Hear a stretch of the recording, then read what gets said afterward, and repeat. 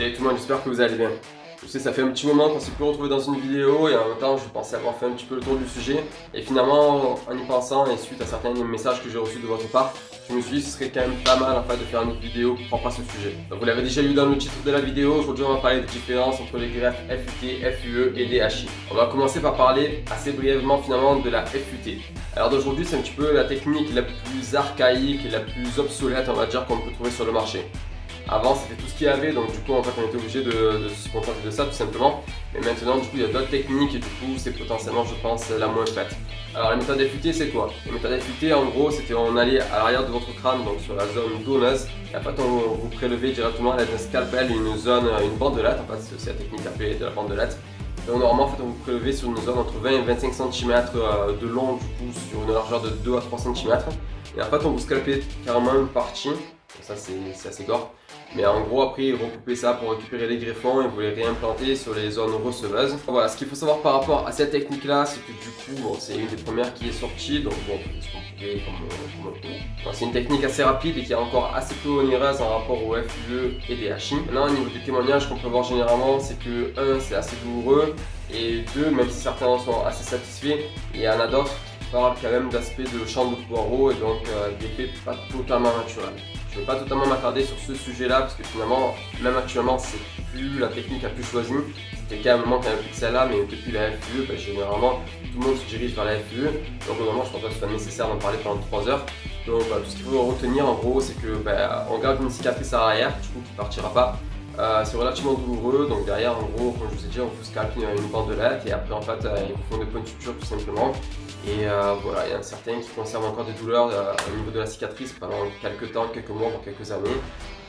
Donc voilà, ensuite la FUE. Donc la FUE c'est une technique plus moderne, moins invasive, c'est généralement celle qui est la plus choisie à l'international je pense.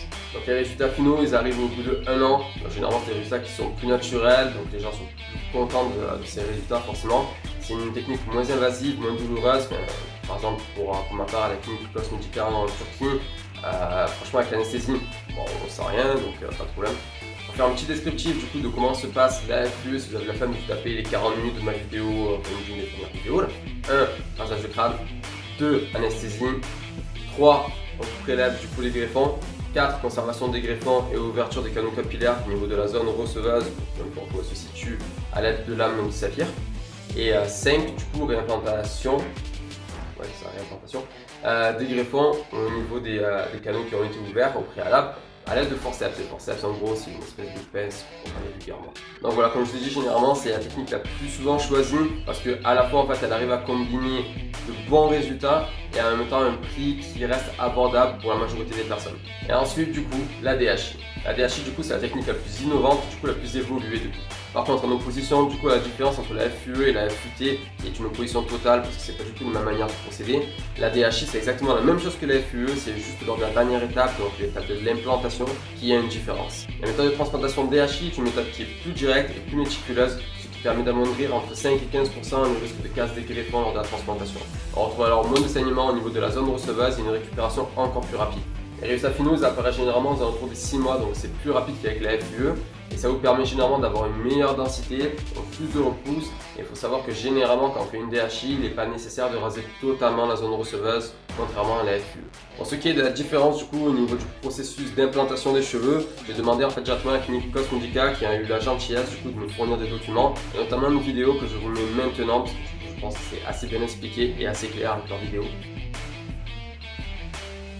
Donc la différence avec la FUE, c'est que tout à l'heure je vous parlais de forceps, donc l'espèce de pince qui vient permettre l'implantation des greffons, alors que dans la technique DHI, du coup, il s'agit en fait d'une sorte de stylo d'implantation.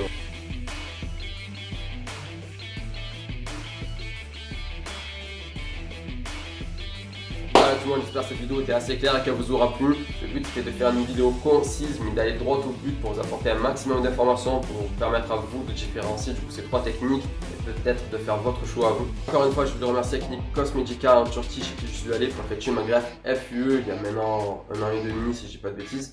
J'ai pas mal échangé avec eux, notamment par rapport à cette vidéo-là. Je voulais être sûr d'avoir un maximum d'informations correctes, de pas dire de bêtises. Et vraiment, ils ont été là très réactifs pour me répondre. Et du coup, pour me donner aussi des documents que je ne pouvais pas demander à la base, comme le document par rapport à la DHI, ce qui est hyper cool. Voilà, c'est tout pour cette vidéo, j'espère que ça vous a plu. Je voulais faire une vidéo du coup assez concise, aller droit au but, juste pour vous donner un maximum d'informations pour vous, pour que vous puissiez maintenant faire la différence entre les 3 techniques et potentiellement choisir celle qui vous intéresse à vous. Je vous dis à la prochaine vidéo, sans savoir si ça s'agira d'une autre vidéo par rapport à la greffe capillaire ou par rapport à la musique, étant donné que je suis en train de m'équiper activement pour faire du contenu de qualité. Si vous voulez pas rater mon contenu à venir, n'hésitez surtout pas à vous abonner à la chaîne. Si vous avez des questions ou juste des commentaires à laisser, la zone de commentaires est là exprès, donc n'hésitez pas. Je réponds à tout le monde, j'essaie d'être assez réactif, des fois j'ai un petit peu de retard, mais généralement ça va. D'ailleurs, merci à tous pour vos commentaires, je vous dis à la prochaine, prenez soin de vous, ciao tout le monde.